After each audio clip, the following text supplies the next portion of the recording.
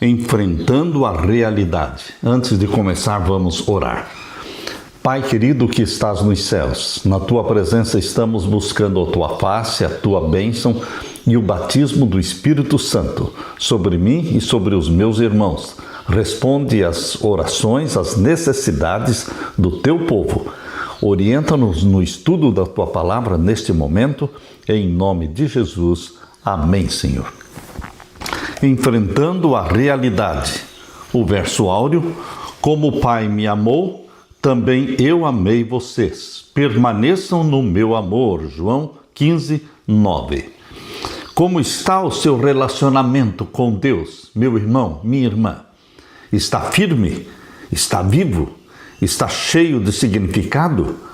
Você tem investido tempo nessa conexão com Deus, buscando a palavra inspirada de Deus e conversando com Deus como um amigo pessoal? Se sim, quanto tempo você dedica para isso cada dia? Talvez você deva sentir vontade de compartilhar essa experiência com outras pessoas. É a mais preciosa experiência da vida. Pode ser que seu relacionamento com Deus esteja talvez desgastado. A conexão existe, você a retoma de vez em quando, mas já não parece tão próxima. Ou talvez você esteja em um ponto intermediário, aquilo que a Bíblia chama de mornidão, conforme diz lá em Laodiceia. É possível que os anjos fiquem intrigados ao ver como conseguimos viver sem adorar nosso Salvador e Redentor. Como conseguimos seguir a nossa rotina sem buscar a presença de Deus com o coração sedento e a mente desperta? A verdade é que um relacionamento real com Deus muda tudo. A maneira como vivemos agora e também muda o nosso destino eterno.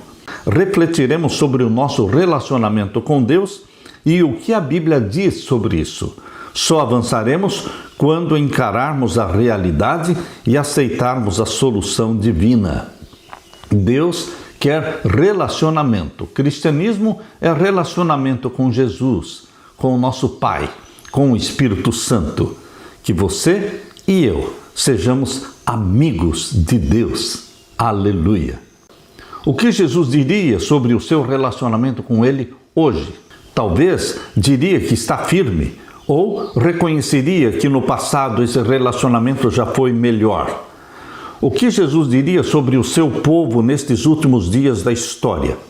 Na verdade, ele já disse isso na carta que escreveu para Laodiceia, em Apocalipse 3, versos 14 a 22. Mas o que Jesus falou na carta de Laodiceia não é nada elogiável, não é nada bom. O que Jesus falou da condição espiritual da igreja no período de Laodiceia é terrível. É uma repreensão, não tem ali nenhum elogio. Queridos, Jesus começa a carta escrita para a Laodiceia se apresentando como a testemunha fiel e verdadeira, o princípio da criação de Deus. Uma testemunha assim não distorce os fatos, fala com clareza e fala com honestidade. Então vamos ler a carta que Jesus escreveu para nós. Nós somos a igreja de Laodiceia. Vamos ler então Apocalipse 3, abra sua Bíblia, Apocalipse 3 e os versos 14 a 17. Aqui Jesus está falando: ao anjo da igreja em Laodiceia, escreva: estas coisas diz o Amém, a testemunha fiel e verdadeira, o princípio da criação de Deus.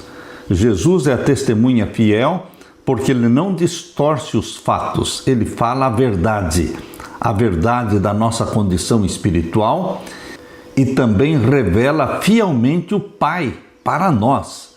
Ele é uma testemunha fiel e verdadeira, o princípio da criação de Deus. Por que o princípio da criação de Deus?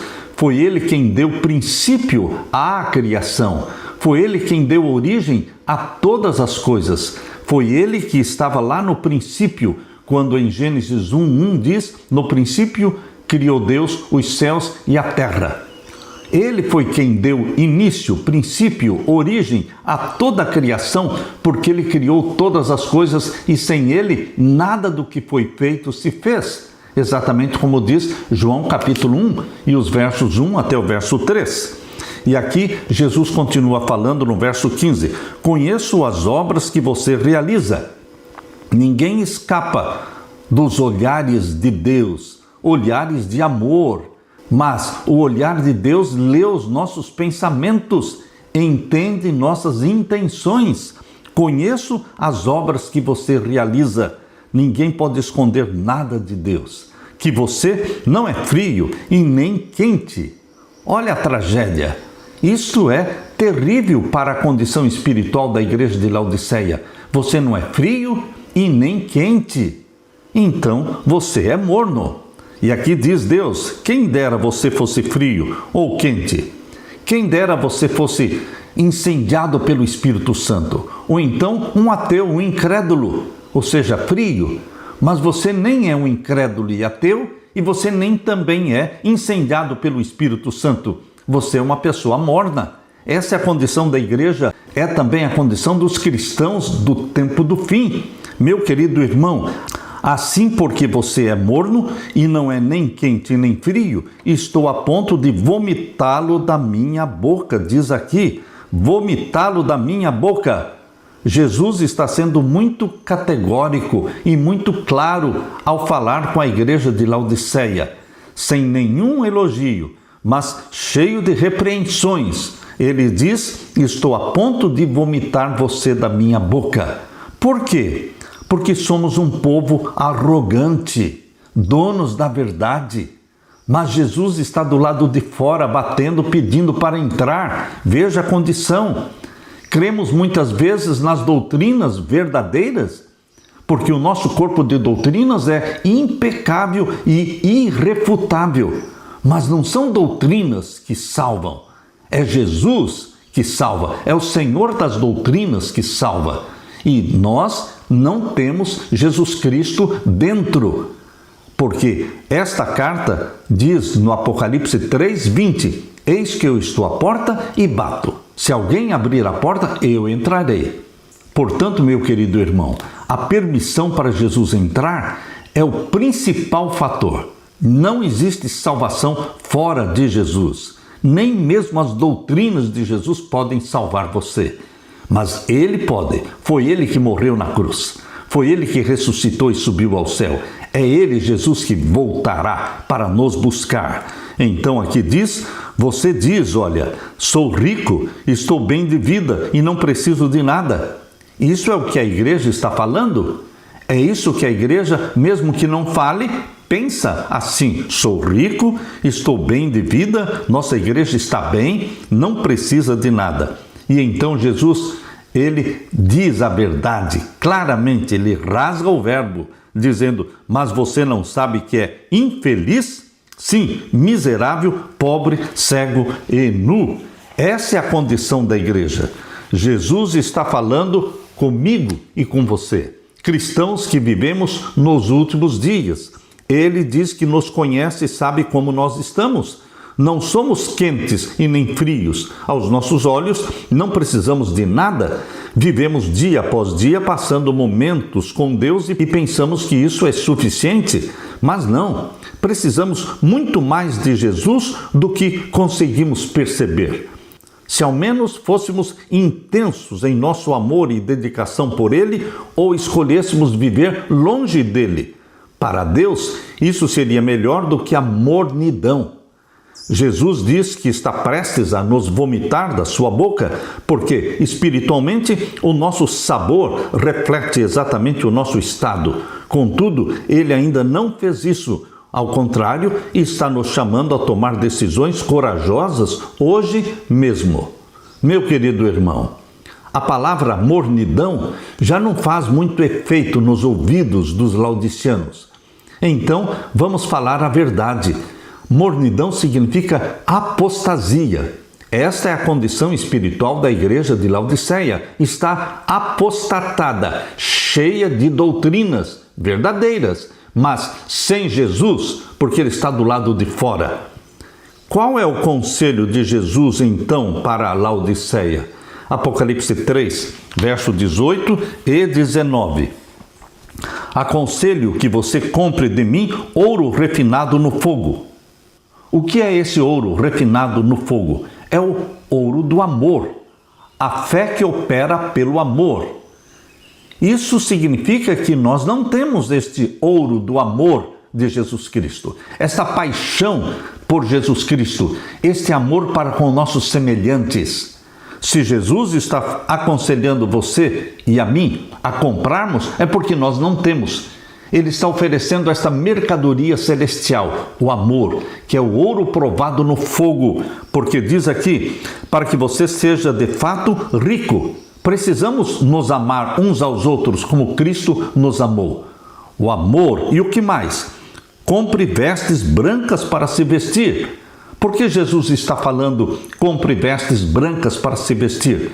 Se nós já tivéssemos as roupas brancas, se nós já estivéssemos vestidos pelas vestes brancas. Mas não, ele está dizendo, você não está vestido com a veste branca.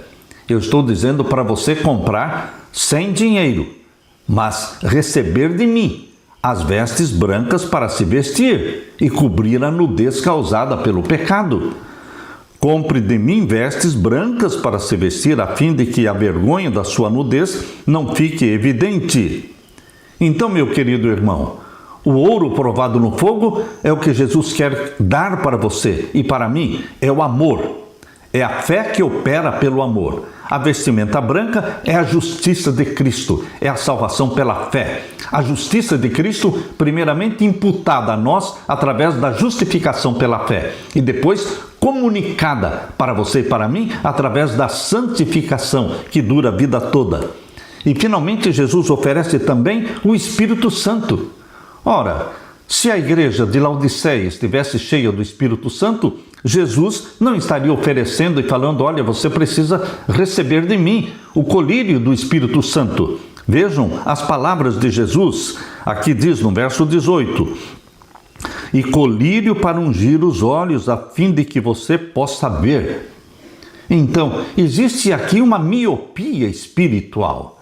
A igreja de Laodiceia está míope, porque ela pensa estar rica e abastada, mas Jesus enxerga a verdadeira condição e diz, vocês não têm o Espírito Santo, vocês não estão vestidos da justiça minha, a justiça de Cristo, e vocês não têm o amor puro e verdadeiro, representado pelo ouro.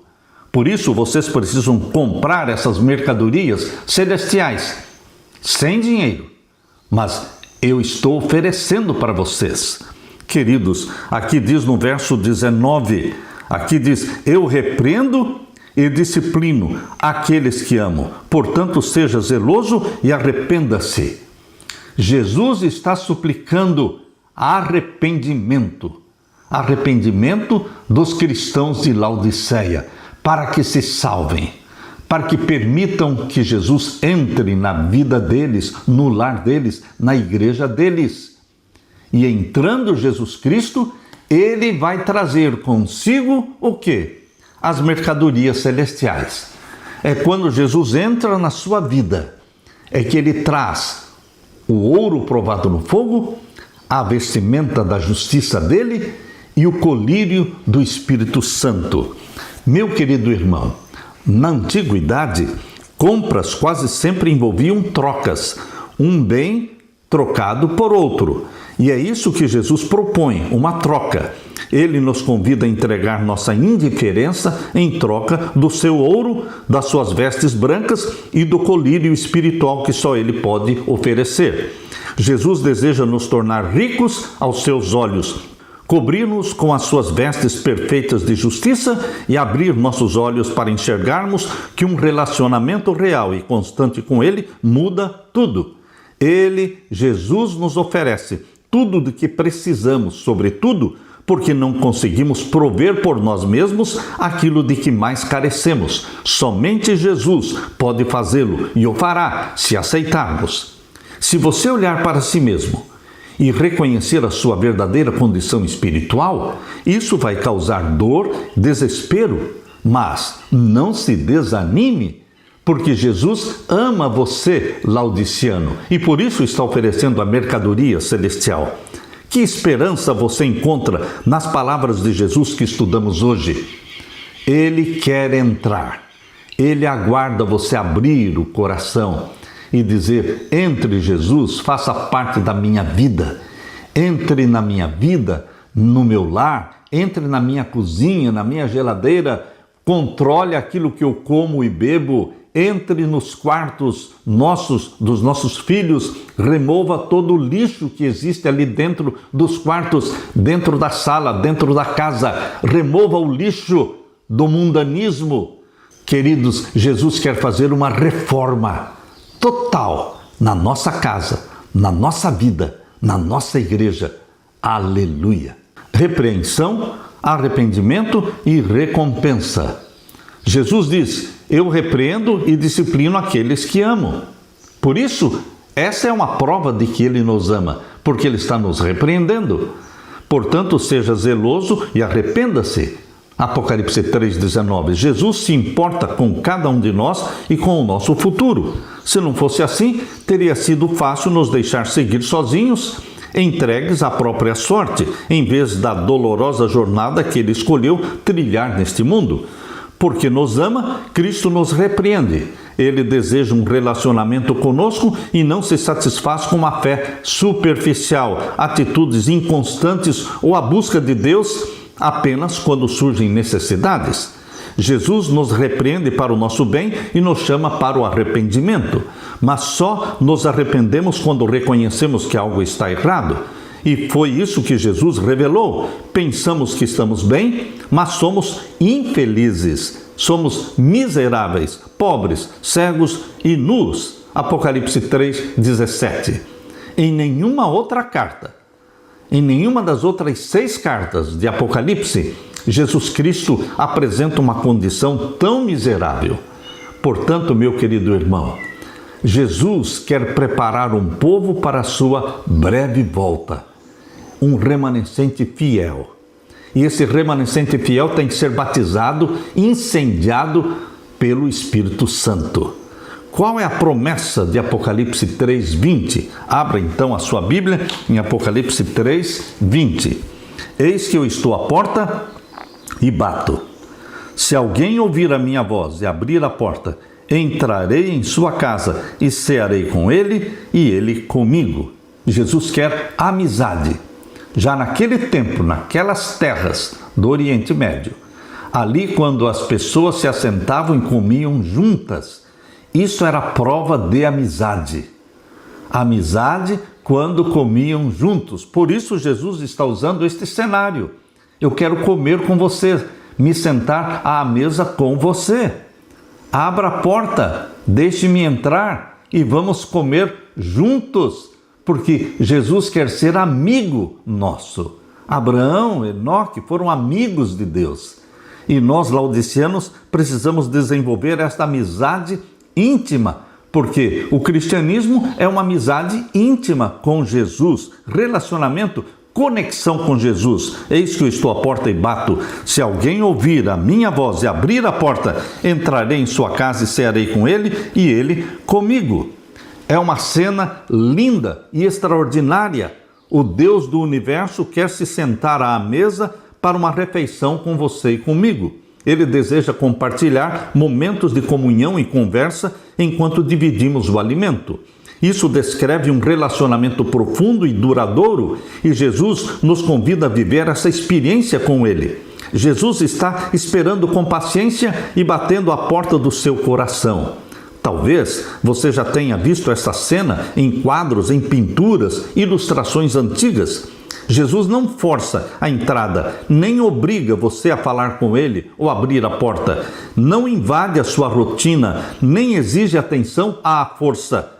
É um convite manso, porém é um convite urgente. Afinal, o tempo é curto. Se você ouvir Jesus, abra a porta e Ele entrará e passará a conduzir a sua vida. essa imagem de Jesus batendo a porta revela o tipo de relacionamento que Jesus deseja ter com cada um de nós. Quando você se encontrar com Jesus face a face, quando lançar a sua coroa aos pés de Jesus, junto a milhões em adoração ao Criador, você olhará para trás e tentará lembrar as provações desta vida, apenas para perceber que se tornaram pequenas diante da eternidade. Você acha que vai se arrepender do tempo que passou com Jesus aqui na terra? Não. Esta é a nossa única salvação, o tempo que passamos com Jesus aqui na terra. Jesus está chamando, ele continua batendo, mas a decisão de abrir o coração é sua, é minha. Ninguém pode decidir por você. Abra o coração, deixe Jesus entrar e fazer parte da sua vida, dos seus negócios, das decisões que você faz. Ele tem que ser envolvido nas decisões nossas. Aleluia! Depois de descrever nossa indiferença, Jesus afirma que esta indiferença tem que ser vencida. Ele diz: àquele que vencer, darei o direito de se assentar comigo no meu trono, como eu também venci e me assentei com o meu Pai no seu trono. Apocalipse 3, 21. Jesus está falando aqui para os vencedores de Laodiceia. Então existem vencedores em Laodiceia. Então existem cristãos aquecidos pelo Espírito Santo em Laodiceia. Porque o remanescente fiel, descrito em Apocalipse 14, verso 12, aqui está a paciência dos santos, os que guardam os mandamentos de Deus e têm a fé de Jesus.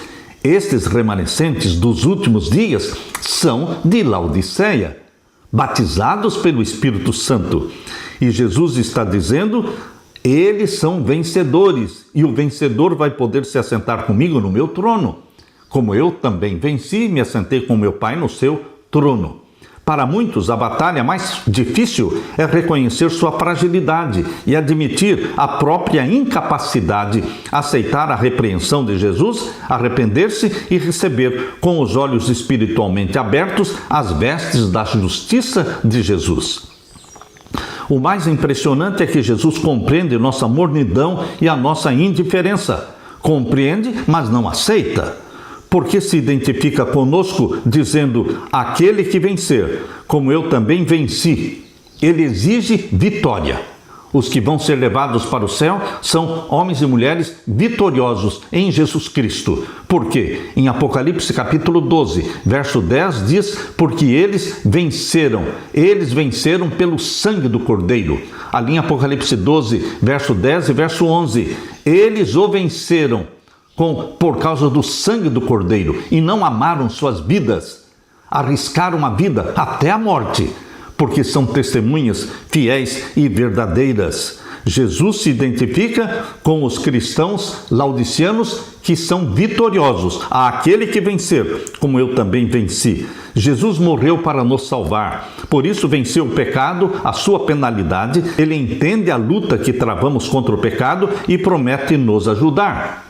Na Bíblia, muitas pessoas responderam ao convite de Deus para entrar em um relacionamento de aliança com Ele. Essa é a história que percorre toda a Bíblia. E ao analisarmos a vida dessas pessoas da Bíblia, percebemos que Deus interagiu com cada uma delas de modo único, conforme a situação e o momento. Os seguintes versos da Bíblia revelam sobre como Deus interage com as pessoas. Vamos ver então Gênesis capítulo 2, verso 7, como Deus interagiu com Adão. Gênesis capítulo 2 e o verso 7. Leia comigo, Gênesis 2, verso 7. Aqui diz: então o Senhor Deus formou o homem do pó da terra e lhe soprou nas narinas o fôlego de vida, e o homem se tornou um ser vivente. Um contato pessoal. Jesus, que é o Criador dos céus e da terra, ele não disse: surjam da terra homens e mulheres. Ele falou sobre plantas e flores e tudo mais. Surjam, apareçam. Mas, com relação ao ser humano, ele foi criado à imagem e à semelhança de Deus. Jesus Cristo nos tocou com as suas mãos desde o princípio. Deus fez Adão e Eva.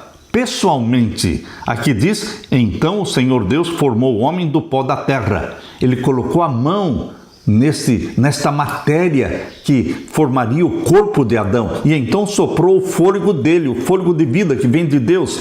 E quando o fôlego de vida entrou em contato com o corpo que veio da terra, o ser humano, ou seja, Adão e Eva, se tornaram almas viventes. Alma vivente é algo que tem corpo e tem fôlego. Tudo que tem corpo e fôlego são almas viventes. Você é uma alma vivente, porque você tem um corpo que foi feito do pó da terra e tem um fôlego de vida que veio de Deus. Isto faz de você uma alma vivente. Aqui está o relacionamento pessoal de Deus com Adão. E também vemos em Gênesis capítulo 3 e o verso 8 a 10, quando Deus disse, ao ouvirem a voz do Senhor, Deus, que andava no jardim quando soprava o vento suave da tarde, o homem e a sua mulher se esconderam da presença do Senhor Deus entre as árvores do jardim, e o Senhor Deus chamou o homem e lhe perguntou, onde você está? Ele respondeu, ouvi a tua voz no jardim, e porque estava nu, tive medo e me escondi. Meu querido irmão, aqui está um relacionamento pessoal. Deus buscando Adão e Eva. Foi atrás deles, achou-os escondidos atrás de uma árvore. Queridos, Deus não abandonou Adão e Eva porque pecaram. Deus os buscou. E Deus continua buscando um relacionamento com os pecadores. Jesus veio buscar e salvar os pecadores. Lemos também um relacionamento pessoal de Deus com Enoque, em Gênesis capítulo 5 e o verso 24. Aqui diz, Enoque andou com Deus e não foi mais visto, porque Deus o levou para junto de si. Tal era o relacionamento, a íntima amizade de Enoque com Deus, que Deus o levou para o céu. Ele foi o primeiro a ser arrebatado para o céu e está no céu. Meu querido irmão, veja o relacionamento de Deus com Noé no capítulo 6 de Gênesis e o verso 3. Aqui diz, então o Senhor disse, o meu espírito não agirá para sempre no ser humano, pois este é carnal, e os seus dias serão 120 anos. Mas no verso 13, Deus fala de Noé. Então Deus disse a Noé, resolvi acabar com todos os seres humanos, porque a terra está cheia de violência, por causa deles, eis que os destruirei juntamente com a terra. Deus falou pessoalmente com Noé. Deus o preparou para a salvação através de uma arca. E lemos também do relacionamento pessoal de Deus com Abraão em Gênesis capítulo 12. Gênesis capítulo 12, vemos então o verso 1 até o verso 4. O Senhor disse a Abraão, saia da sua terra, da sua parentela e da casa do seu pai e vá para a terra que lhe mostrarei. Farei de você uma grande nação e o abençoarei, engrandecerei o seu nome, seja uma bênção. Abençoarei aqueles que o abençoarem, amaldiçoarei aqueles que o amaldiçoar. Em você serão benditas todas as famílias da terra. Um relacionamento, uma conexão, uma íntima amizade entre Deus e Abraão. E então Moisés também teve uma íntima amizade com Deus. Lemos em Êxodo capítulo 34 e o verso 29. Quando Moisés desceu do Monte Sinai, tendo nas mãos as 2 tábuas do testemunho, ou seja, os 10 mandamentos escritos pelo dedo de Deus, sim, quando desceu do monte, Moisés não sabia que a pele do seu rosto resplandecia depois de Deus ter falado com ele. Depois de 40 dias na presença de Deus, ele desceu do monte e tinha o rosto brilhando como o rosto de um anjo. Meu querido irmão, esse Deus que se relacionou com Adão, Enoque, Noé, Abraão e Moisés, quer se relacionar com você. E quando você passa tempo aos pés de Jesus Cristo, em comunhão com Jesus Cristo, o seu rosto também vai brilhar da santidade de Jesus imputada em você. Seja andando visivelmente ao lado dos seus filhos, seja falando com eles, Deus sempre desejou estar perto da humanidade. Por isso ele mandou construir um tabernáculo e me fará um santuário para que eu possa habitar no meio deles. Êxodo 25, verso 8. Por isso Jesus veio à terra e viveu 33 anos aqui na terra, vivendo perto de nós, entre nós. Por isso ele foi ao céu e enviou o Espírito Santo para que o Espírito Santo habite em você e em mim. Nós somos moradas, nós somos templo do Espírito Santo. Isso não mudou. Jesus continua com o mesmo propósito. O profeta Jeremias escreveu no capítulo 31, verso 3 e 4: de longe o Senhor lhe apareceu, dizendo: com amor eterno eu a amei. Amei você, por isso com bondade te atraí. Eu a edificarei, eu te edificarei de novo, você será edificada. Falando da sua igreja. Seja no começo, seja no fim do dia, Deus está buscando você, esperando para levá-lo para perto dele. Deus, que é o amor eterno, que mostrou em Jesus Cristo que este amor é real, verdadeiro, ele quer salvar você. E você precisa estar perto dele para ser salvo e para ser protegido dos ataques de Satanás. Esconda-se em Jesus Cristo, o leão da tribo de Judá. E o outro leão, que é Satanás, ele não vai se aproximar de você. Satanás já é um poder vencido. A cabeça da serpente já foi esmagada quando Cristo morreu na cruz sem pecado, pelos nossos pecados. Aleluia! Permanecer. Permanecer em quê? Permanecer na videira verdadeira. Nós somos ramos da videira verdadeira. Jesus é a videira verdadeira plantada pelo lavrador, que é Deus o Pai. Deus o Pai, diz lá em João capítulo 15, verso 1, é o lavrador. E ele plantou essa videira verdadeira, que é Jesus, aqui no planeta Terra. E nós somos ramos da videira verdadeira. O que as palavras de Jesus em João capítulo 15, verso 1 a 11, revelam sobre estar ligado a ele? Abra sua Bíblia em João, o Evangelho de João, capítulo 15. Vamos ver então os versos 1 até o verso 11. Aqui Jesus fala: eu sou a videira verdadeira e o meu Pai é o lavrador. Porque foi o Deus Pai que plantou essa videira na terra, Jesus. Todo ramo que, estando em mim, não der fruto, ele corta. E todo que dá fruto, ele limpa, para que produza mais fruto ainda. Por isso, na velhice, agora, na aposentadoria, Deus está me limpando e me limpando para que eu possa produzir mais frutos.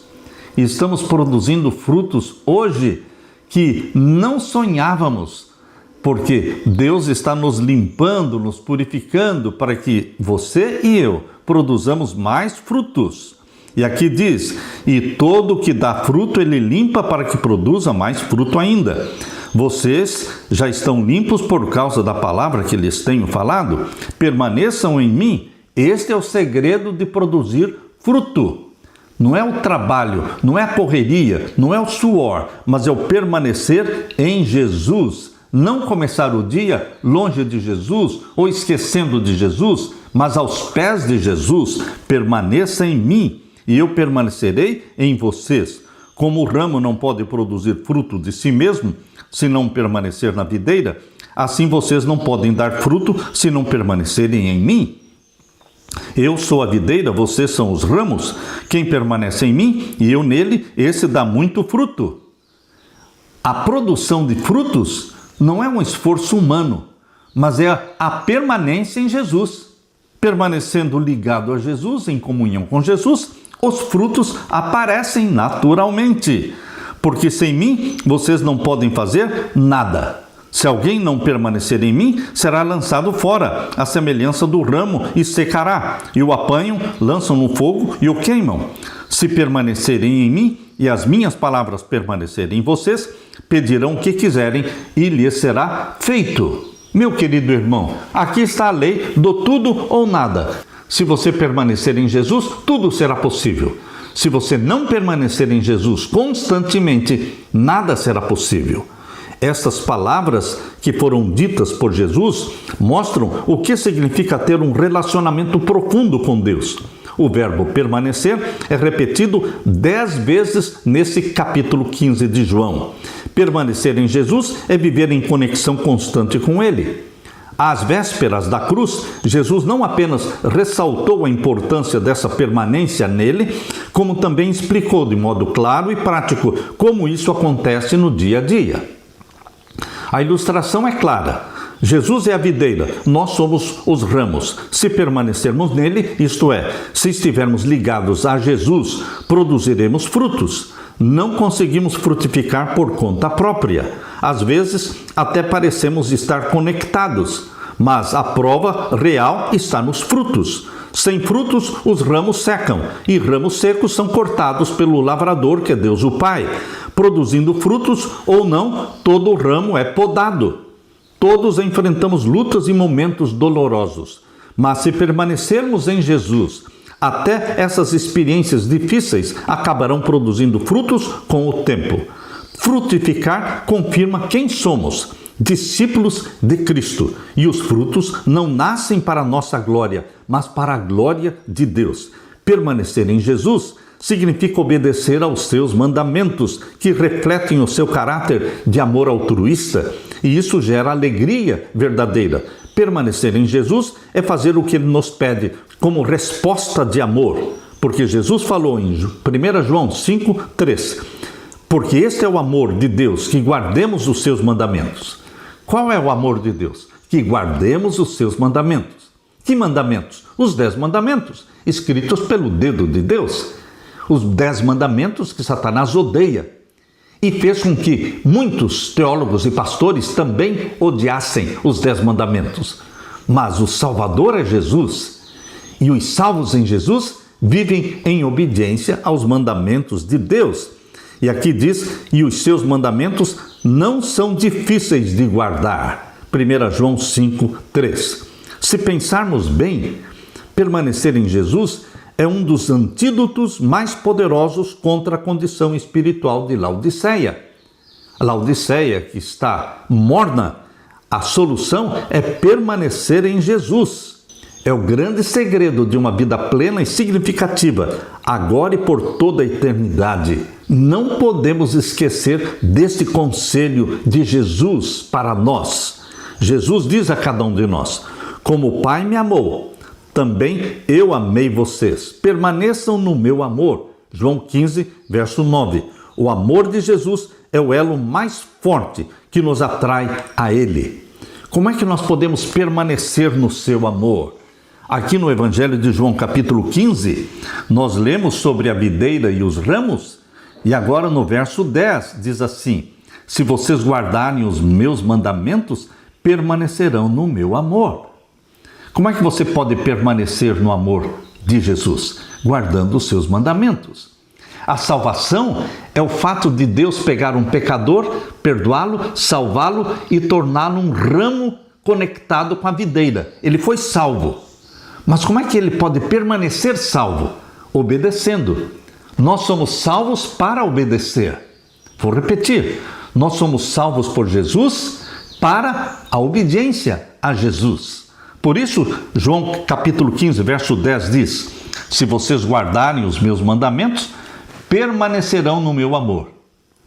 Você quer uma frase mais clara do que esta? E aqui diz: assim como também eu tenho guardado os mandamentos do meu Pai e no seu amor permaneço. Meu querido irmão, Jesus quer salvar você, mas também quer que você viva em obediência a Ele. E o Espírito Santo sendo derramado na vida dos salvos por Jesus, o Espírito Santo nos torna obedientes, nos capacita a obedecer os mandamentos de Deus. Aleluia! Que seiva o Espírito Santo. É isso que nós de Laodiceia precisamos, o colírio do Espírito Santo, a seiva do Espírito Santo. Esta é uma mercadoria que está sendo oferecida por Jesus para a igreja de Laodiceia, em Apocalipse capítulo 3.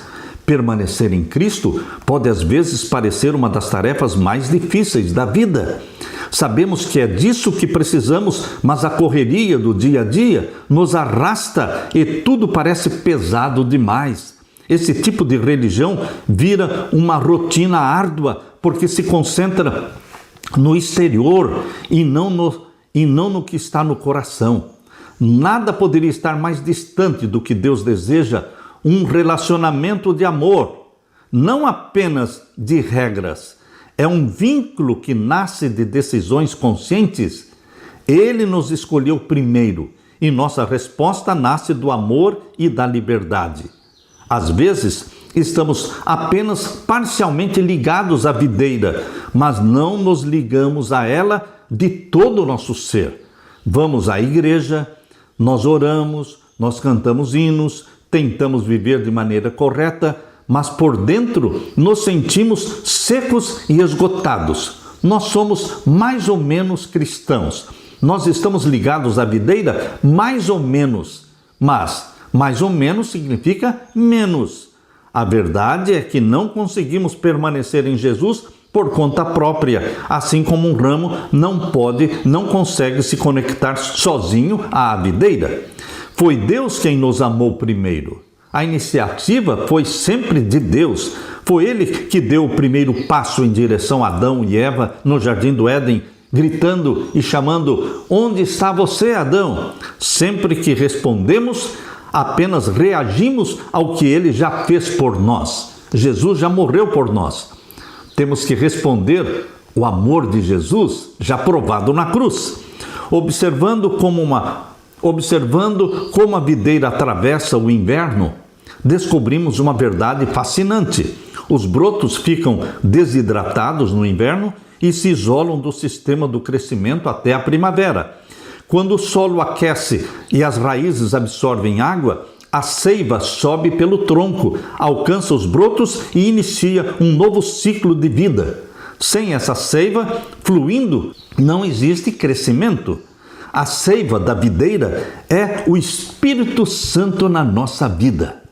Podemos ser como um ramo seco, sem vigor, mas quando decidimos passar tempo com Jesus, o Espírito Santo flui em nós como a seiva que vem das raízes e nos leva à vida. De modo que começamos a crescer e produzir frutos. Da mesma forma que precisamos decidir conscientemente permanecer em Jesus, devemos pedir que o Espírito Santo, a seiva do Espírito Santo, seja derramado em nossa vida. Meu querido irmão, Lucas capítulo 11, verso 13. Abra sua Bíblia, Lucas capítulo 11 e o verso 13. Aqui diz: ora, se vocês que são maus sabem dar coisas boas para os seus filhos, quanto mais o Pai Celeste dará o Espírito Santo àqueles que lhe o pedirem.